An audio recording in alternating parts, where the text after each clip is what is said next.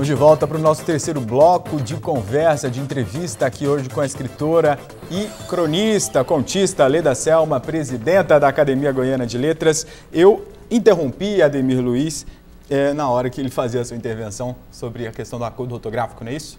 Isso. Não, a discussão anterior era com relação a essa complexidade do universo linguístico, né? Considerando isso, qual que é o papel do acordo ortográfico? Olha, eu falando como leitora, como não acadêmica, o papel do acordo foi complicar aquilo que já era complicado. Nunca concordei com o acordo. Acho que faltou, inclusive, uma postura do escritor brasileiro de se insurgir realmente contra, fazer um trabalho sério e mostrar a desnecessidade desse acordo ortográfico. Não adianta a gente reclamar agora, que já entrou em vigência, a partir de 1º, e nem antes ficarmos reclamando um com o outro. Yuri, mas que coisa ruim, né, esse acordo. Eu não concordo, eu falo para você que eu não concordo, mas o que é que eu fiz? Fiz nada. Então, ele é uma realidade. Eu acho que as propostas para essa unificação, não acredito nelas, porque elas não existem. A partir do momento que começa a surgir bifurcações, começa a surgirem bifurcações para a palavra, por exemplo, econômico. Econômico nós fechamos, né? Acento circunflexo no O. Proparoxítono. No entanto, econômico em Portugal é com acento agudo, econômico. O Jerônimo seu também. Então, quer dizer, cadê? Sem falar nas especificidades de cada língua, né? As especificidades de cada língua. As expressões coloquiais, as expressões do cotidiano. Eu, 10, 15 dias atrás, eu estava em Lisboa e eu noto o seguinte, conversei com alguns jornalistas, algumas pessoas, lá eles gostam do acordo ortográfico, porque os portugueses, eles são tipo que os guardiões da língua. Mas realmente é completamente desnecessário. E além disso, quando começou o acordo, o que aconteceu? A imprensa comprou o acordo no outro dia.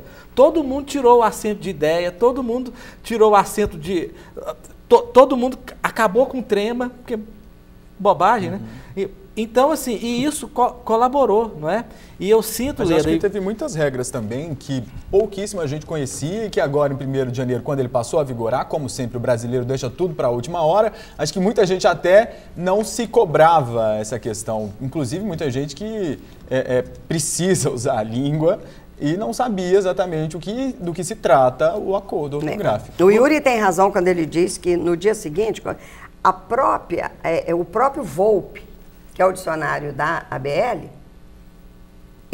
a ABL se prontificou imediatamente a fazer o Volpe. E ele saiu cheio de erros, porque havia coisas dentro do acordo que não estava ainda definida. Então, o que o Volpe suprimiu as dúvidas que tinha e ainda colocou algumas palavras que depois elas foram alteradas por causa de estudo que foi feito, que não tinha lógica. Como ainda há muita falta de lógica dentro da questão, por exemplo, do hífen. As palavras compostas... Sabe? Então, é por isso que eu digo que o acordo, ele complicou. Mas, por outro lado, você falou em trema, que é bobagem? O trema. Eu tenho esse texto que eu abro meu livro, chama-se Trema de Raiva. Eu estou defendendo o trema, porque eu gostava muito do trema. Não, estou sentindo muita falta do trema. Eu acho que o trema... Gostava daquela... Gostava. Pontinhos, mas o trema, não é, ele tinha uma função no modo como a gente pronunciava as palavras, não é? E sem o trema, perdeu, igualou demais, você não acha? Então, o trema era importante, não sabiam usá-lo. No início, as máquinas, não tinham trema, Então, é aquela história, criou-se o hábito de não usar o trema. Leda, Sendo que dizem importante. sempre que o acordo ortográfico é para a próxima geração. Você concorda? Não, não concordo, não. Mas quem está aprendendo agora, Leda, já vai aprender com um acordo ortográfico. Ele não vai nem lembrar que não tinha acordo antes. Não, tudo bem. Mas nós, que já estamos aqui há tempo, nós precisamos nos adequar, né? Não há outra forma. E por isso é que eu acho que não adianta agora o escritor bater o pé e dizer: eu não vou usar a nova ortografia. Eu vou ficar na ortografia antiga. Isso é uma bobagem sem tamanho. Por quê? As editoras já se adequaram.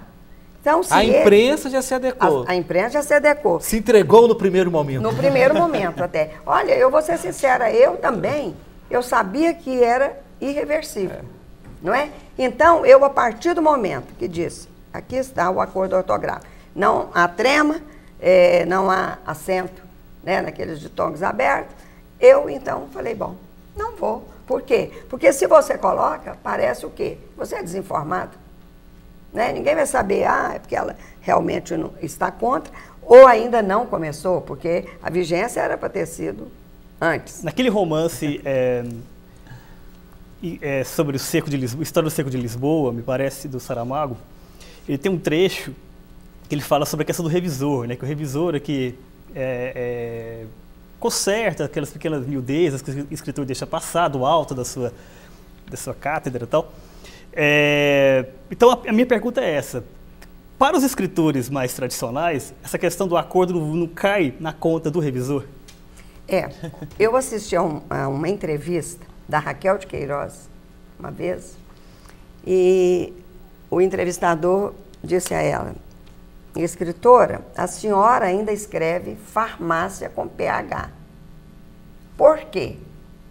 Ela disse, porque quando eu estou escrevendo, eu não me preocupo se é com PH ou se é com F.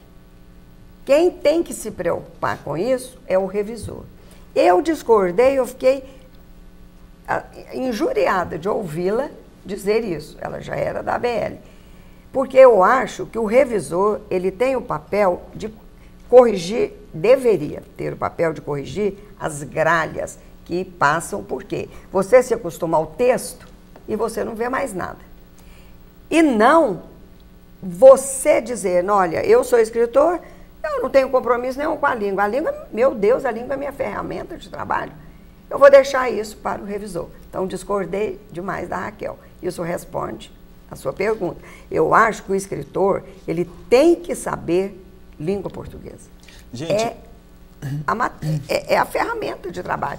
Aí eu falo, não, eu vou escrever, dei o exemplo de você, com C cedilha, o revisor que tire.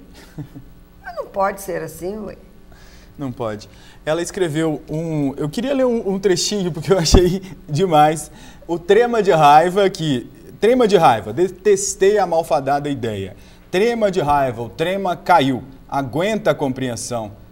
Que imponente aquele U, feito lavadeiras emparelhadas, carregando na cabeça suas trouxas de roupa, com toda elegância, a despeito dos que não lhe davam trela ou tampouco lhe demonstravam simpatia. Porque vai sentir uma falta danada do trema, pelo visto, né? Gente, olha, por exemplo, consequência. Fiquei viúva do trema. O trema é que dava o som do U. Agora a gente tem que falar consequência. Entendeu? Então, não, sabe? Então, assim, não é, Leda? Essa sua implicância, não só com o trema, mas com a reforma, justamente vem da desnecessidade. Desnecessidade. Né? Menino que aprende tabela periódica. O menino vê lá que pH é fósforo. Mas fósforo não é com F? Por que então da tabela periódica é com pH? Então não tinha que mudar a tabela periódica também? Sabe? Então, quer dizer, a língua, ela permeia tudo. Então, qualquer mudança que você faz na língua, você vai ter consequência na sua vida comum, mesmo que você não perceba isso. Leda, vamos voltar a falar do seu trabalho? Nesse livro aqui, Sortidos e Requentados, gente, o primeiro poema é o Trema de Raiva. É um poema, uma crônica. Uma crônica. O Trema de Raiva, que é o Detestei a Malfadada Ideia, Sortidos e Requentados. Além dele, a gente tem vários outros livros aqui, de Sinais e Ceias. Na verdade, são 16 livros de Sinais e Cenas. De cenas. Este aqui, quando o trema, de raiva, eu faço uma abordagem rápida das principais mudanças. Isso aqui foi logo que saiu o acordo, que entraria em vigência. Eu fiz esse texto e ele foi usado nas escolas. Ele foi usado nas universidades. Eu recebi vários e-mails pedindo autorização em Salvador mesmo, lá no curso de letras. Por quê? Porque eu fiz um apanhado geral e coloquei fazendo graça. Lógico, aí é que vem a história da leitura. Então, se eu tivesse feito um texto acadêmico ou um texto didático sobre o trema, possivelmente ninguém tinha lido. Como o Jerônimo leu esse trechinho, eu também li um pouquinho nas salas de aula. Todos os alunos se interessaram. E depois disseram, ô professora, me chamavam às vezes de professora, ô professora, eu aprendi que não se usa, que micro-ondas agora está separado. Porque eu falo, separou casais, juntou separados. E então, aí é que eu digo, é a forma como você apresenta o texto para o aluno ler, como uma coisa que vai deleitá-lo, que vai despertar a curiosidade dele. E Leda, não como castigo. Foi mostrado o seu. Eu preciso fazer um intervalo rapidinho. Okay. Volto com você no próximo bloco. A gente volta já hoje conversando com Leda Selma, escritora e presidenta da Academia Goiana de Letras. Voltamos já.